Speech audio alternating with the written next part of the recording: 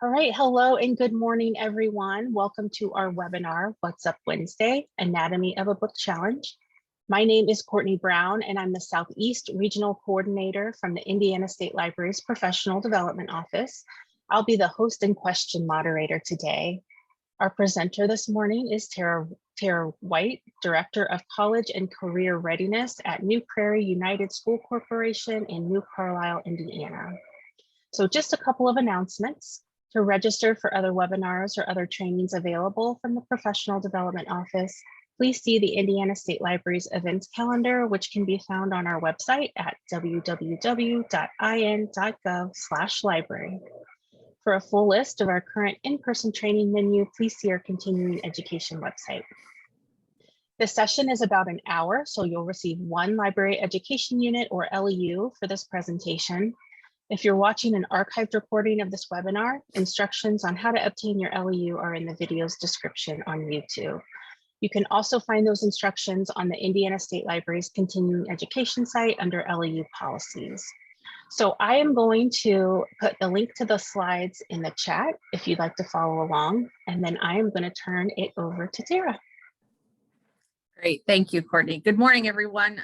Thank you for joining us this morning. I am super excited to be presenting to you, but a little disheartened that this is the topic we have to talk about. And so many of us kind of either have shared in this challenge or need this information because we're concerned about challenges. So hopefully what I have to share today and some of our experience, my experience with this will be beneficial to you as you navigate some of these circumstances as well. So we're going to go ahead and jump in.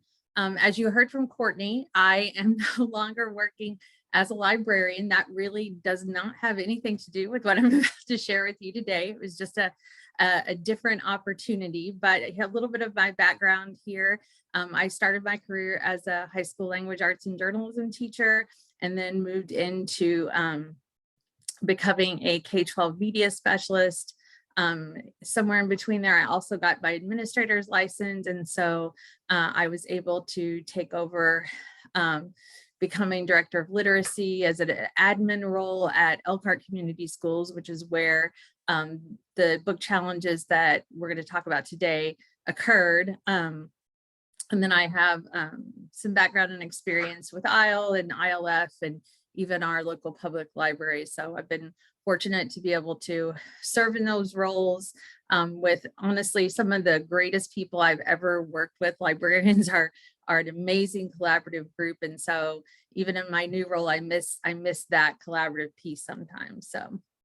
So what I'm going to share with you today is really the process that we used in Elkhart when we had book challenges. So this whole kind of saga I'm going to lay out for you today started in the fall of 2021 and really spanned through most of 2022 and into early 2023. So what I'm going to share with you today is really the process and some of the challenges we faced and some of the ways that we dealt with our particular challenges and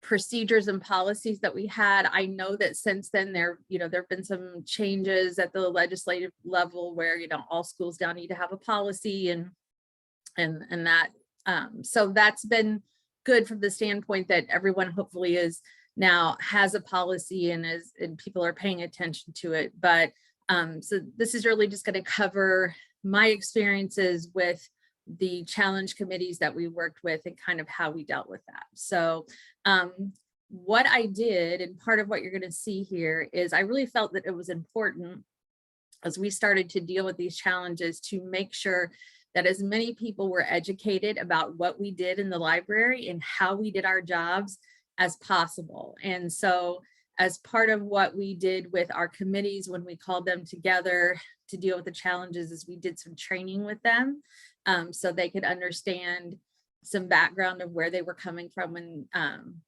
they're making their decisions. So that's kind of what I'm going to cover here today. So the first thing I always made sure, at least from a school library standpoint, was to make sure that everyone understand that this was covering our policy that we're going to talk about, and it was covering our library collections only. So we did not have a policy on the books that covered like a teacher's classroom library.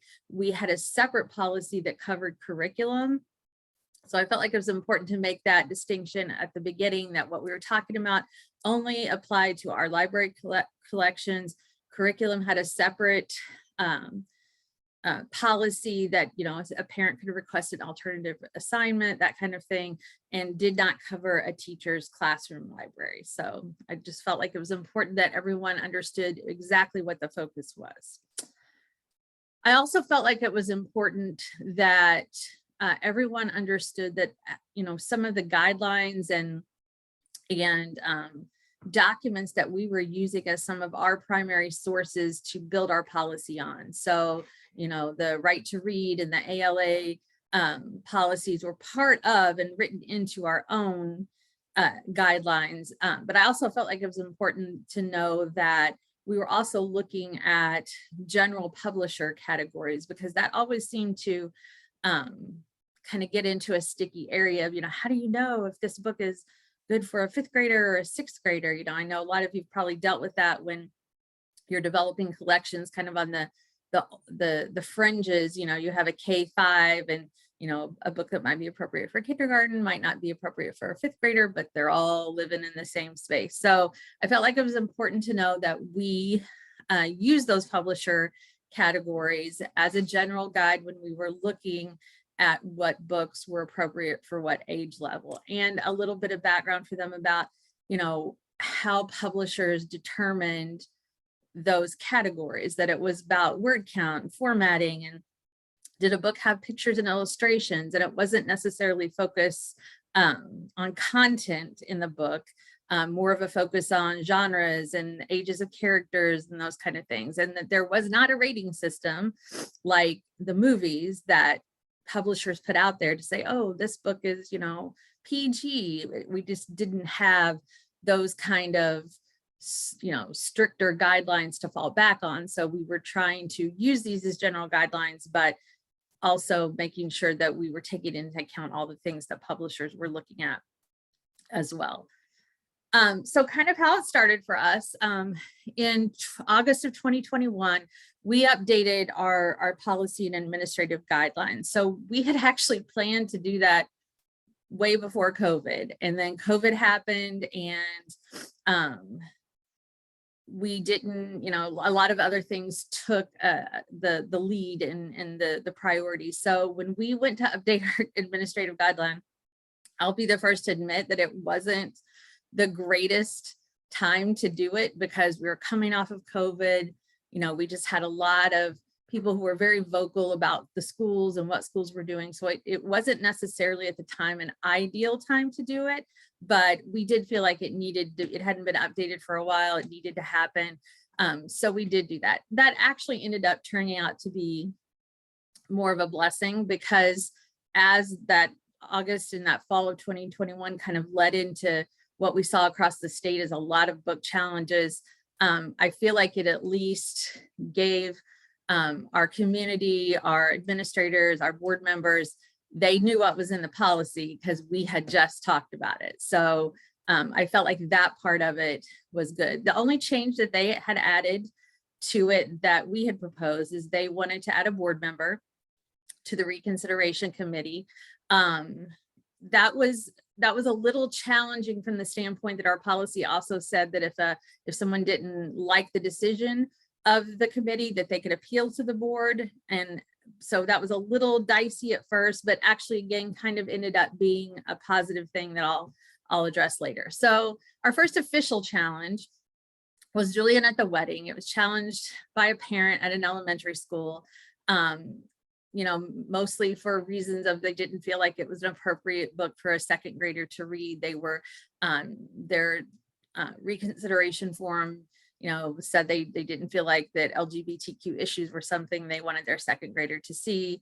That was their main focus. So we did take that book through the challenge process, and it was voted to keep it where it was in the elementary school. So that was just kind of a single person. But then in February of 2022, We had a group of what I'm going to call concerned citizens, including 2 parents, 2 school employees, and 1 of our board members, presented us a list of 55 books that they wanted removed from the libraries across the corporation. So, you know, when I say list, I'm sure all of you probably are aware that there's a lot of lists out there, really kind of one big list that a lot of us have seen as part of book challenges. And so that was the list. And we met with them, and it was their request was take them all out. So I have to stop here and say that I was very fortunate in this situation that I had a superintendent who was a former English teacher.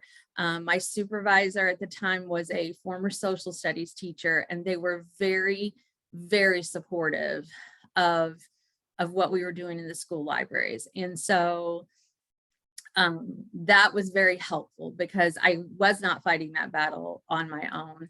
I was fortunate from the standpoint that I didn't have to try to convince them that doing what we were doing and not taking the books out, you know, just because someone showed up with a list was the right thing to do. I did not have to do a lot of that. So I felt very fortunate that I had that kind of support. I know not everybody has that. So that was a big plus in this situation because I didn't have to convince my own people that we were, you know, that we needed to follow our policy. So we met with that group again a couple weeks later, and they had asked me during that first meeting, you know, to go back and take a look at the books, which we did. And in that follow-up meeting with that group of citizens, we talked about the list and discussed it. And so you know, one of the things we did at that point in time was try to again provide them with some education on how our Destiny library system worked, that, you know, parents could go in and see what books their kids checked out, and that we weren't hiding. I think the big thing from that was just we always tried to be very transparent. We weren't hiding anything. I pulled the Destiny catalog up. We kind of played this little game where they would ask me to look up a topic and I would look one up. And so I don't know if it was kind of like a stump the librarian thing, but, you know, they would say, well, do you have any Bibles in the library? Well, of course we did. So, you know, that showed up. And so, you know, tried to use that as a tool to show them we're not hiding anything. Our catalogs are here. You're welcome to see them. And we do have books that appeal to all students. Hopefully that's our goal. So, so we had that meeting. Unfortunately, that did not satisfy them. So in March, we met with them again, and they still had the list. So my superintendent told them, we have this policy. Why don't you choose the 5 quote unquote worst books on the list that you think need to be challenged first, and we'll run them through our process. So interestingly, they couldn't tell us at that point in time which ones they felt like were the 5 worst, which kind of leads to, I'm not sure they'd read them. But they came back to us later with their list of the 5 worst books. So I'll tell you in a minute. It's wait for the reveal on the 5 worst, right? So our process then was, for me, while I wasn't thrilled that I was going to have to do 5 book challenges, I was confident that we had done what we needed to do on our end. And I was very, tried to be very conscientious about following our policy to the letter of what was written. So I tried to be very mindful of everything that that policy said to do, because I just did not want to create any loopholes or any idea that we weren't being transparent or doing what we said we were going to do. So for us, our process, we went through and looked first at and reviewed weeding and circulation data. So, you know, before we put any of the books through the process, I wanted to go and see, were we behind on our weeding? Did we just need to look at some weeding and circulation data, and were there books that needed to go? We had, at the time, we had 14 elementaries, we had 3 middle schools and 2 high school libraries and a library at our alternative school. So there were a lot of libraries, and we just wanted to make sure that we had looked at our weeding and circulation data to make sure nothing had fallen through the cracks that we might have, should have already weeded anyway. Then the second thing we had to do was we had to recruit members for, sorry, always, right? We had to recruit members for the reconsideration committee. So our reconsideration committee, our policy said that we had to have one of the following of each of them, and that each of our committees would be unique. So for each 5 of those books, it was a different group of people on the committee. So we had to have the director of literacy, which was me. I was the only person on the committee who was on all 5. We had to have a certified media specialist. Again, I was fortunate that we had several, so we were able to use a different one on each one of those. A reading specialist, which meant dyslexia coordinator, interventionist, reading teacher, an ELA teacher, a building administrator, and then a board member and a community member. So I had to get, 6? So 6 different people for each of the committees. So I had to start recruiting those people.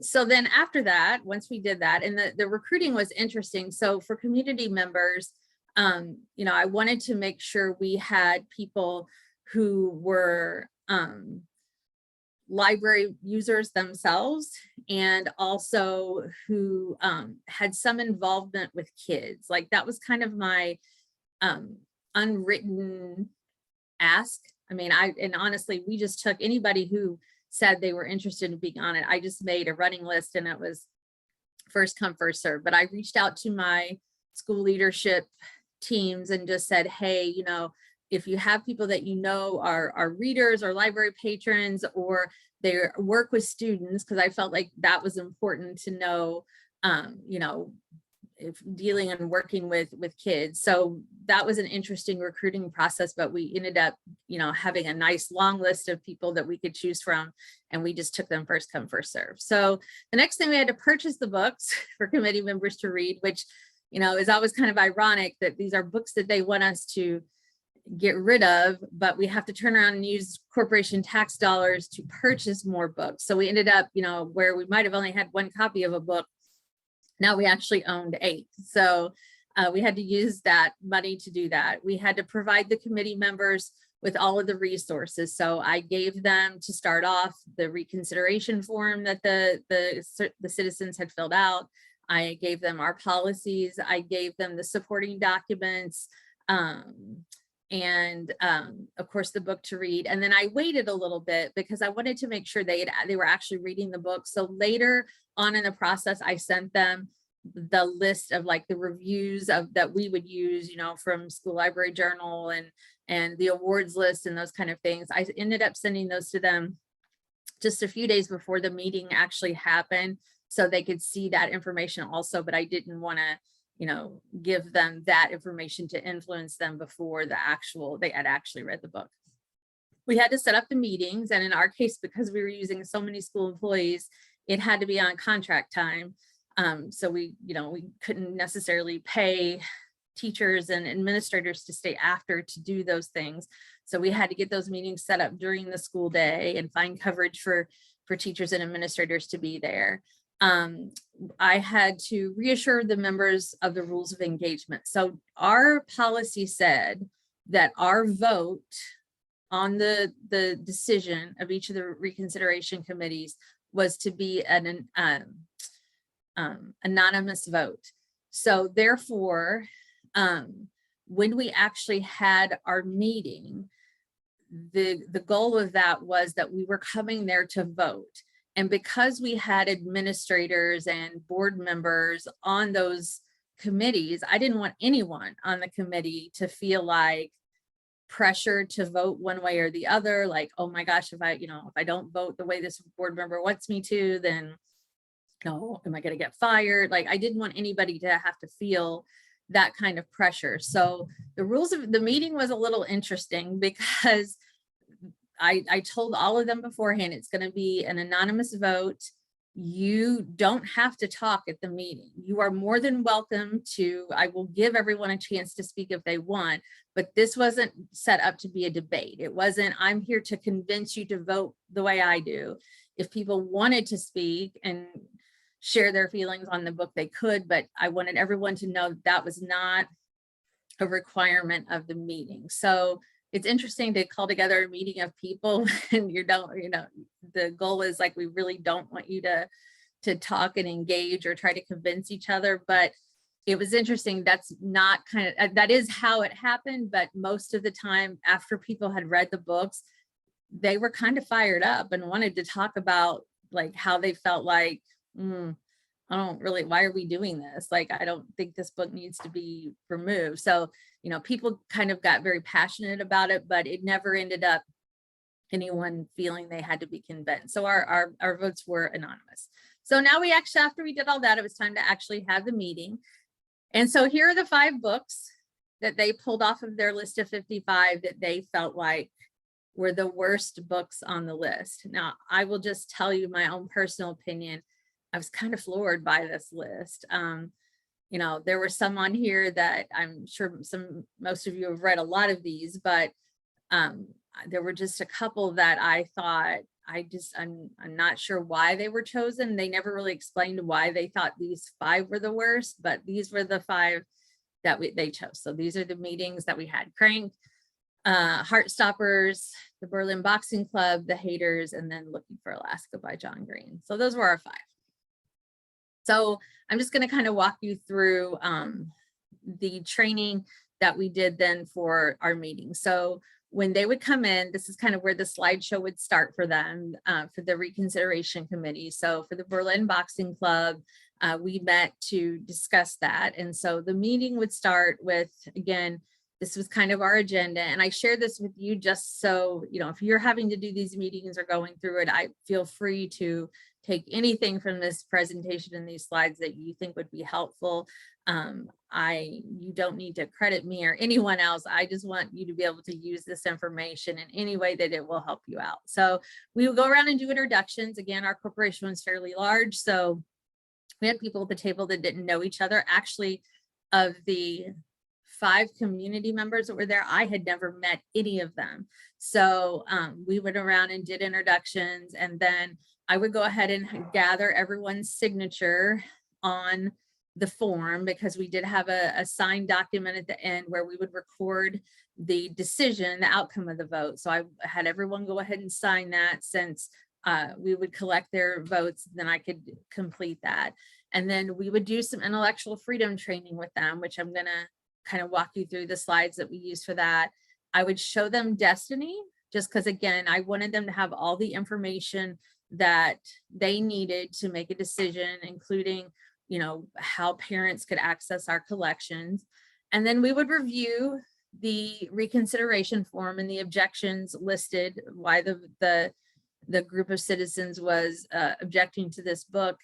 Then we would open it up to any discussion that people or thoughts or opinions people wanted to share, and then we would vote. So I would go over this agenda with them, and then we would get started. So I always started with this slide that talked about, what intellectual freedom is. Again, I had people coming to the table, and I'm sure a lot of you experience this, especially in school libraries. And I can quote my husband, who's the school administrator, but when he was a principal, he would say, unless the library was on fire, I just felt like things were going well there and I didn't need to get involved. So, and he says that jokingly to say that, as long as things were good in the library, and he trusted that, and he just really had other things that, would come up, discipline, grades, things like that he was dealing with. So most of your even the people in your buildings, the people that, especially the people coming from the community members and things like that, board members, they might not have all of the background knowledge that we have as librarians. So I felt like it was important to share with them what is the definition of intellectual freedom and what does that really mean. So I think that was helpful for them. And then what does that mean for us as school and educators? you know, that we have to understand our professional responsibilities, that we have to be willing to acknowledge that, you know, we may have biases and fears, but we don't bring them to our profession in working with kids. So we went over that as well. I would review with them the administrative guideline that we had approved by the board that talked about what documents we use. So prior to this, I gave them a copy of the Library Bill of Rights, the access statement, the student's right to read, and the statement from the National Councils for Teachers of English. So because those were foundational documents written into our guidelines and our policy, I wanted them to have a copy of that too, so they could see it. So it was a lot of reading for them, but I felt like they needed to know what these were and what they said. So then this is part of, again, that policy and guideline of how we curated our collections.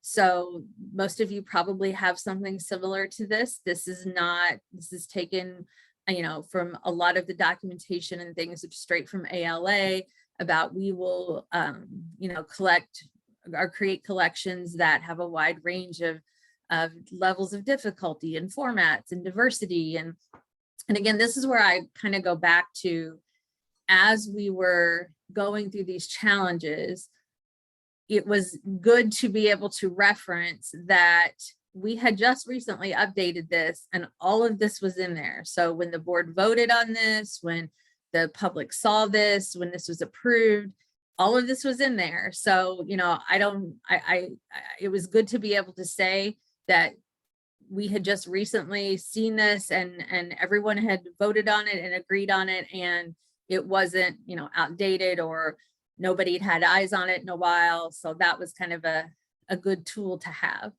You know, one of the things that someone said to me during one of the challenges, one of the concerned citizens, was that we were trying to bring politics, make the library political. And I said, you know, one of the things that I feel like we actually are doing the opposite, like by providing resources and information that, you know, appeal to all opinions, topics, points of view, that we're actually trying to keep the library as apolitical as possible. And so, again, having this criteria in a policy that everyone had access to was very helpful in that, because again, we're being very transparent. Everything here is how we do things and it's there for everyone to see.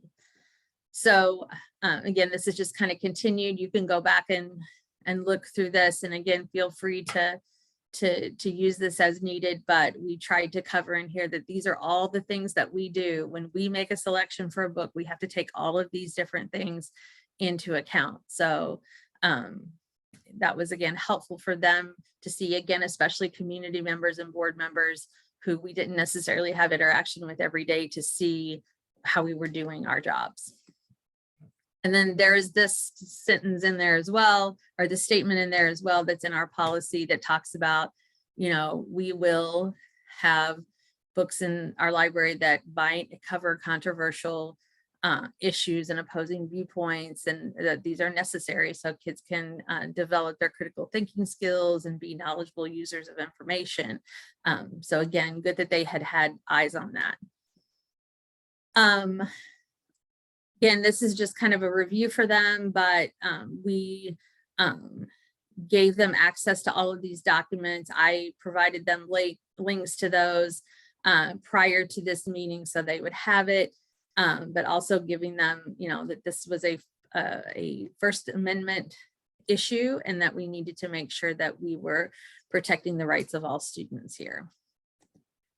And then I kind of use these next couple slides because I just, you know, I wanted to emphasize with them and outline, even to use some of this with training, but that, you know, our personal beliefs as librarians don't influence what we put into our collection. So for example, if I was a vegan, I might not want books in the library that had cheeseburger recipes in them. but that doesn't mean that I get to make that decision based on my own personal opinions. There are other people out there who love cheeseburgers and who might want that recipe or who might want to hear about dairy farming.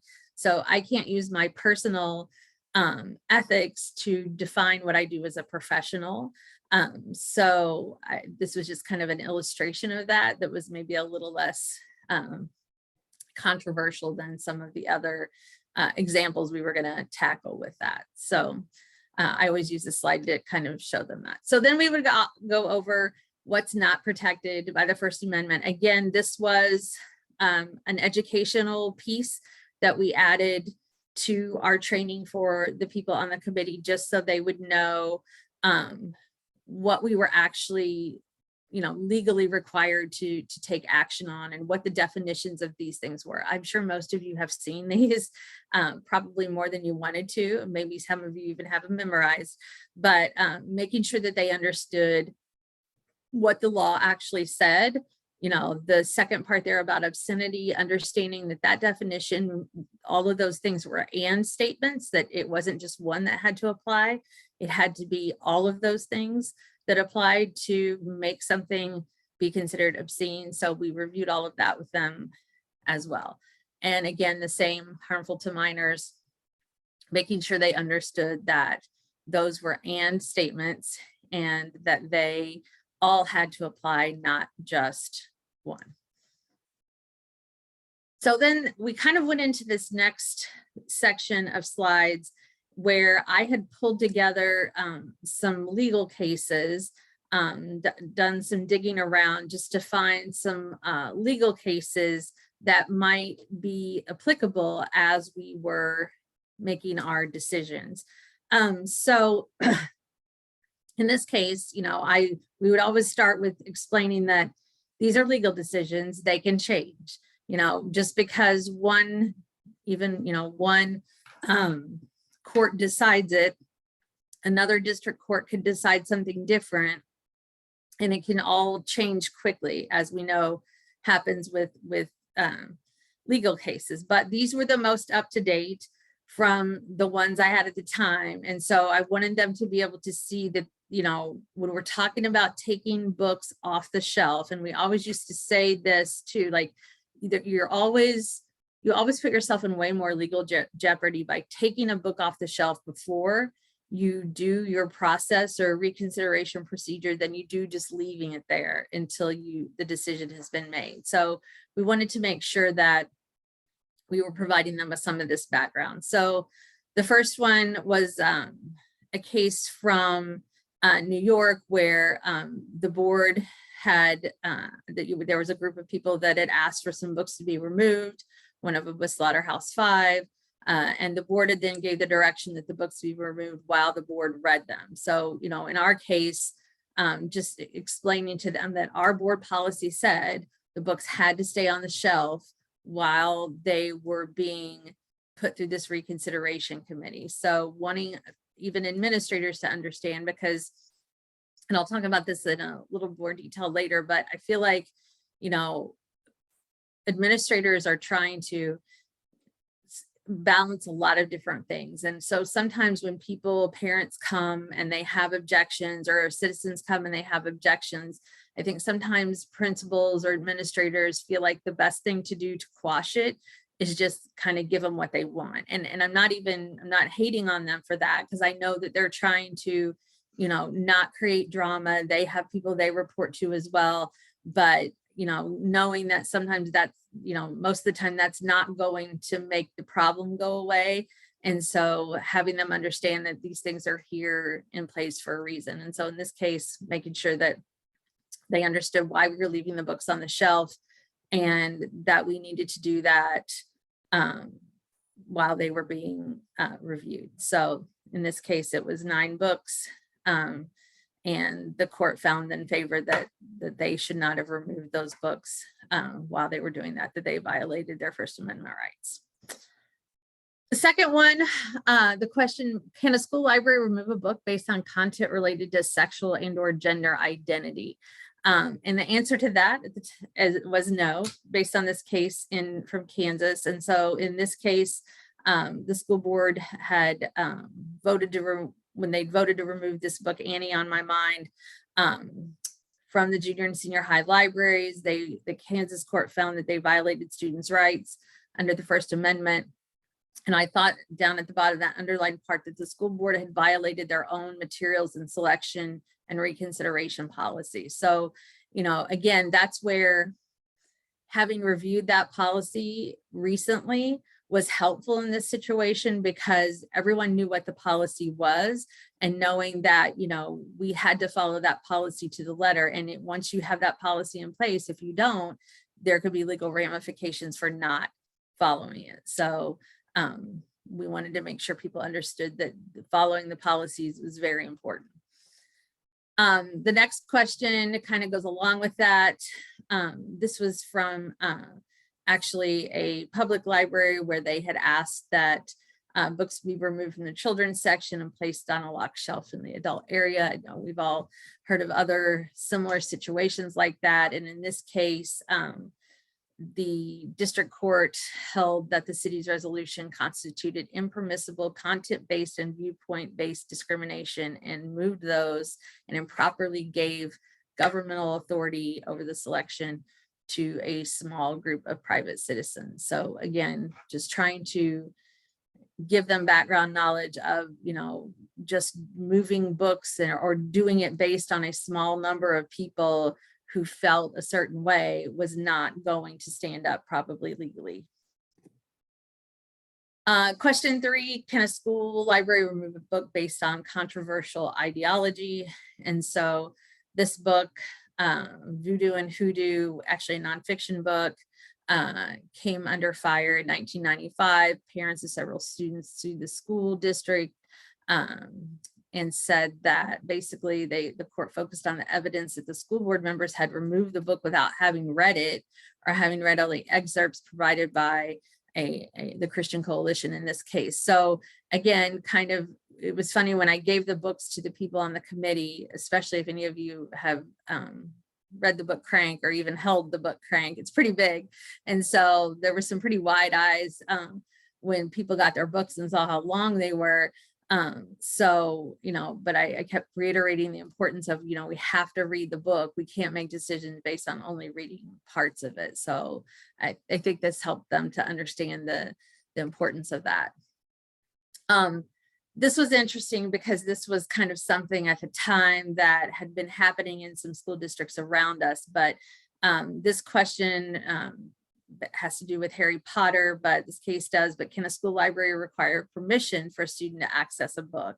And in this case, this district in Arkansas had basically instituted a policy that said, if a student wants to check out Harry Potter, he has to bring a note from his parent. And the courts found that that situation puts undue stress on a child and stigma on a child for them to have to bring a note from a parent to be able to do that. And so they had ruled against that and the idea that kids had to bring a permission slip to do that. So that was something at the time that had kind of been floated around as an idea, you know, well, maybe we just have kids bring in a permission slip, but, you know, as we all know, that's difficult for some kids, and for some kids it does create a stigma. So that was kind of why we put this up here to address this. And kind of the same thing continued here. In this case, it was actually more about a website, but a school district had put an internet filter blocking any content geared towards LGBTQ plus communities. And so the federal judge had ordered the school district to stop using it, saying that was a discriminatory filter, and they had to stop blocking those sites. So again, kind of along the same line of questioning there. This one I thought was interesting just because it talks about parents and prior consent, but can a school library remove a book with violent content? And this case from California actually was kind of what led to the gaming industry putting ratings on their games. They kind of did this voluntarily after this, but this is basically saying that, you know, kids needed to have permission to buy a game from their parent, And the majority opinion here, it said that, the state does not have the power to prevent children from hearing or saying without their parents' prior consent. So this was kind of interesting, because if you dig a little deeper into this case, it talks about, there's no way that a parent can ever be present to prevent a student from hearing or seeing things that they might not want them to. And the problem with this case, and what the court felt that, like, this could lead to, if this law would have, or if this case would have won, and this would have, that, what would prevent someone from suing if their kid's playing in a park and they overhear someone having a discussion with someone else about something they don't agree with, or if they're walking through downtown and someone hands them a religious tract or any kind of information that maybe the parent might not have wanted the kid to have.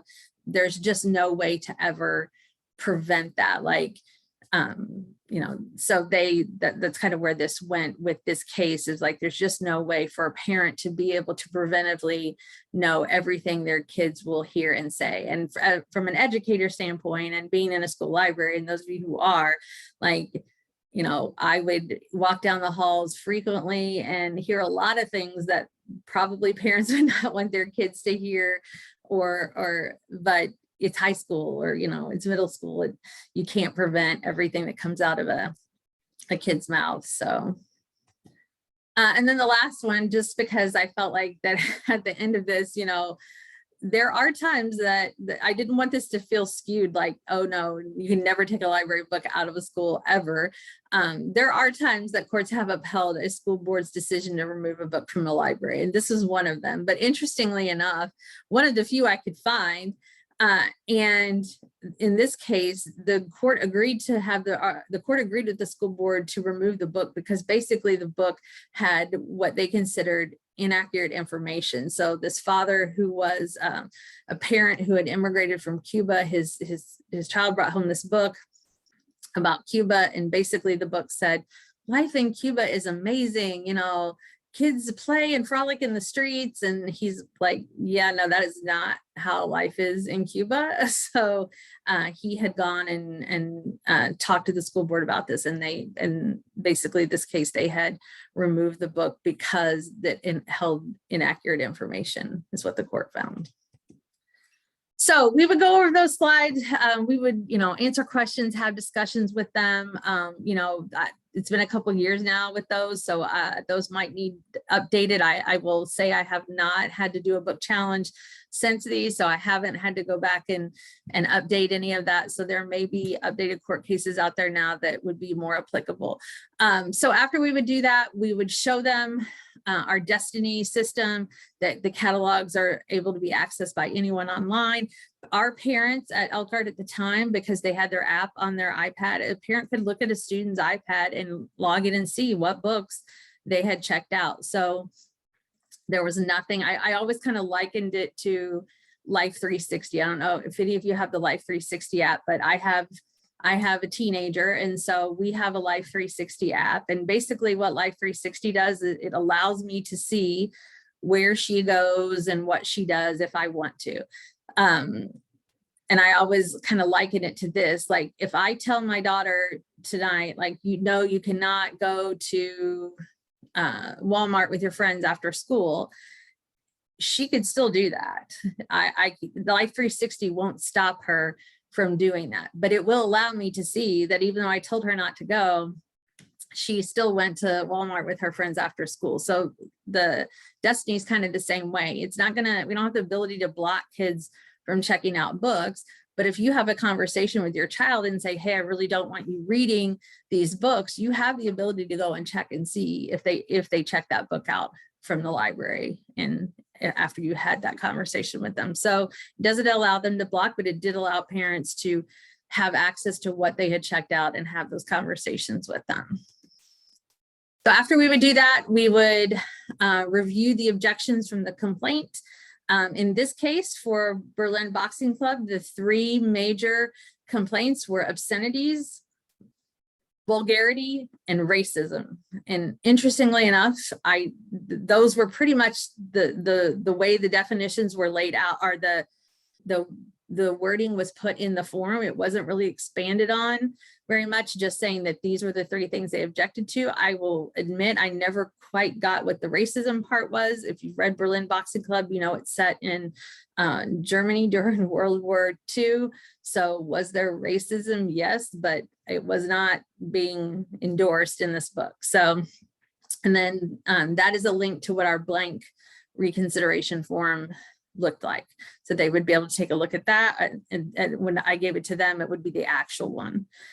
And then we would have a reflection, discussion, you know, and basically answer the questions. Does the acquisition and circulation of this resource at its current level follow the guidelines and principles set forth in our administrative guidelines? So basically, did we follow the rules based on what we've shown you and all the documents you've seen, and now that you've read the book and you have all the information that we have to make this decision? Did we follow our own policies? Did we do what we said we would do? And then we would vote. And so the vote had 3 options. Should we either retain the resource as is? So if it was in the middle school and someone objected to it being in the middle school, did we leave it and retain it? So retain it means that it stayed, no changes were made, no changes of levels, you were fine the way it was.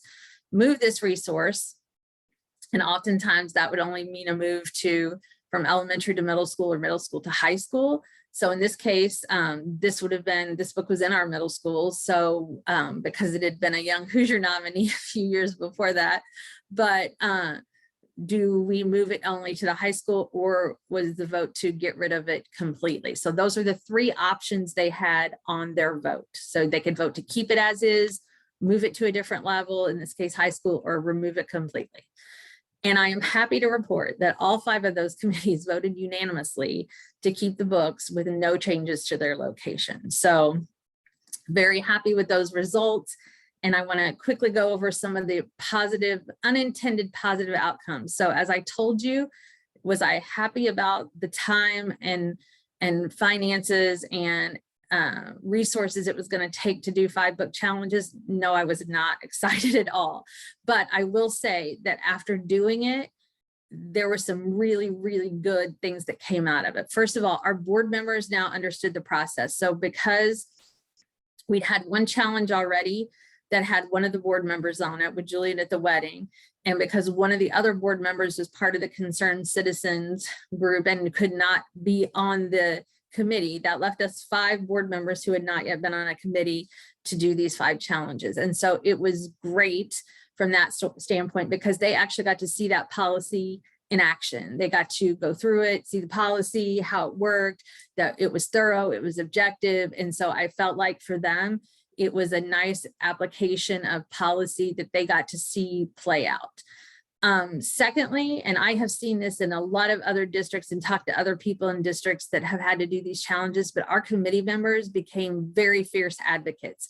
Like after they had to, and normally for a few different reasons, normally like, really, you made me read this whole book, this and all for that? Like that was a lot of the feedback we had. Like, you know, I read the whole thing. Like, I can't believe we all had to take all of this time and money to buy these books just because of a couple of places in there that a couple people objected to. So that was an interesting take on that. But all of those people and those committee members became very fierce advocates. I heard from them afterwards when I would report to them what the vote was.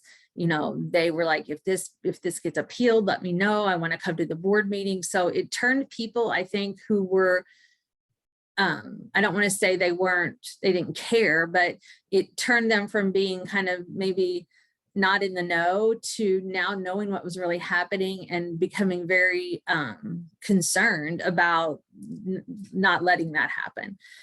So that was a great unintended outcome. I think it helped people understand greater the content that was being challenged. It kind of eased some of the speculation and rumors, because as we know, oftentimes in these book challenges, we're getting people taking little excerpts of books, sometimes out of context, and kind of making that the headline. And it sounds very salacious and very, very,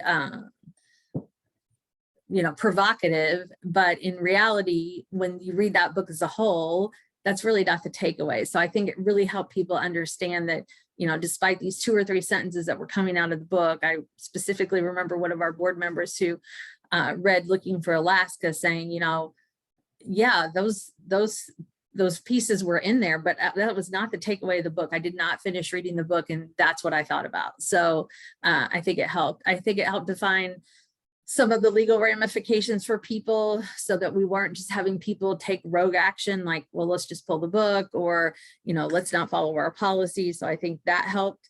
I think it definitely helped create a deeper understanding of our students and each other, and fostered some empathy for people. We had one committee member where when we read Crank, one of the committee members said, you know, this is a really good book, and I could see, but, you know, is it maybe a little much for middle school? A lot of, you know, the discussion around drugs. And one of the other committee members spoke up and said, you know, my brother was involved in meth when I was like a 4th grader. So kids know about this stuff. Like, it's not, they hear about it, they know about it. Some of them, it's part of their lives. So I think it really helped kind of create an understanding of what other people are going through in their challenges, and seeing it from other people's lenses. I do feel like it helped create more confident leadership, especially from administrators. Like I said, I was blessed with some strong leaders who were advocates, but I've heard from other people as well that, you know, the first initial reaction sometimes of administrators is just, you know, we got to make this go away. We don't want angry parents. But I feel like that when they go through the process and see how it works, that in the end, it really helps them become more confident to know that, like, we're doing the right thing. And again, like I said earlier, sometimes I think that that initial knee-jerk reaction of, well, I'll just pull that book and make that person go away. We all know that that probably isn't going to make them go away. There's going to be more. So, and then an interest in a more restrictive policy for the challengers. So it was just kind of funny because in our case, we felt like that, and the committee members felt like that the people who were challenging the books maybe hadn't read them.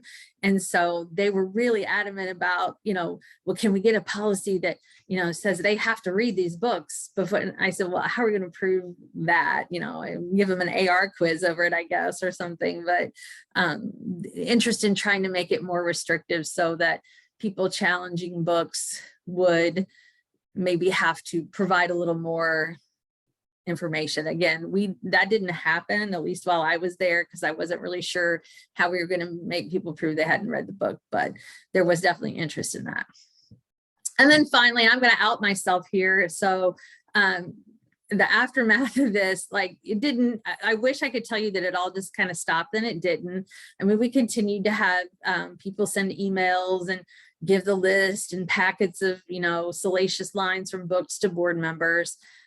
We had pressure from specific individuals. I received a visit one day in my office from someone who was a donor to the athletic program, and told me that, you know, if we didn't pull all the LGBTQ books off the shelves, that he was not going to give the football team any more money. Like, so, you know, it didn't go away.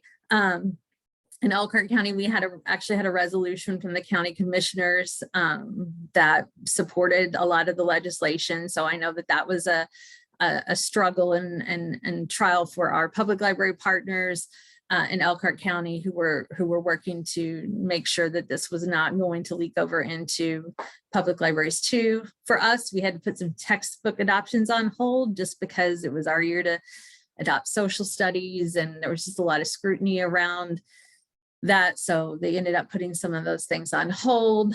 I got a great, the picture on this the side is actually was from, there's a group called Purple for Parents Awareness that is kind of trying to, you know, carry the torch for those of us who, you know, are getting some of these attacks from some of these special interest groups. But I was at a basketball tournament with my daughter in Louisville, Kentucky, and I got a text from a coworker with this picture, not this one, but the one that originally appeared on a blog of another person, saying that I was giving porn to kids as part of my job. So, it takes a little bit of thick skin. That was not exactly what I wanted to be dealing with while I was trying to spend some time with my family. But, I feel like in those situations that people who knew me know that I don't give porn to kids. And that's not, and honestly, some of my friends who were not coworkers and not in library had a real good time ribbing me about, distributing porn to people. So that was, again, those are just kind of things you have to take with a grain of salt.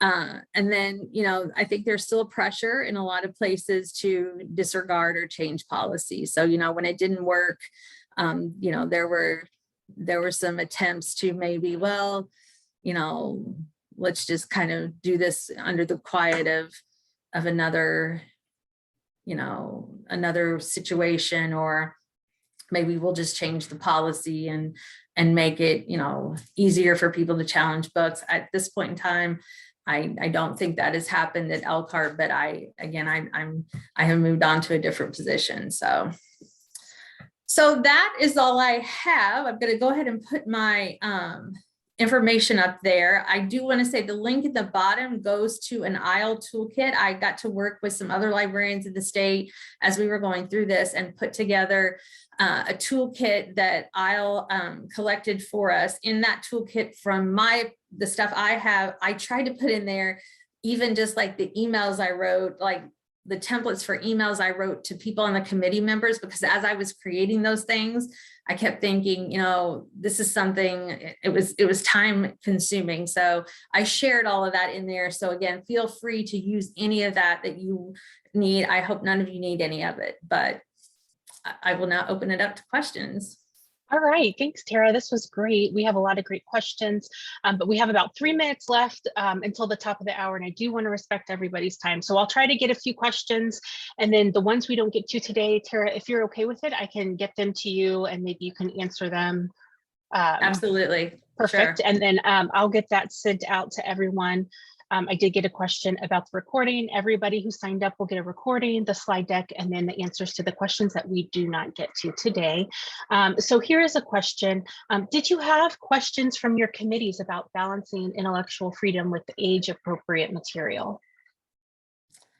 That is something that they did not address specifically. Like I said, we were very upfront with them about, there are no hard and fast rules about what's age appropriate. I mean, that honestly is maybe the biggest can of worms, because what I might feel is appropriate for my 8-year-old, someone else might not. So that's where we really try to, emphasize that we're using publisher guidelines, just like with movie ratings. Like, you might be fine with your kids seeing a PG-13 movie if they're not 13. You're making that decision as a parent. And that's where we really tried to emphasize, like, we use these publisher guidelines as the guidelines, understanding that it's in a parent's decision. If they don't feel like that's something they want their 12-year-old to read, that's their decision. But that wasn't necessarily a decision for us to make.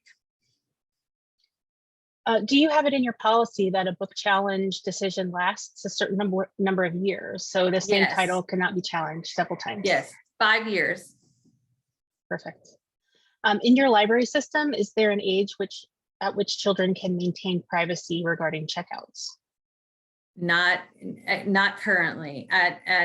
When you get into situations in schools and FERPA, parents have a lot of access to their children's academic records.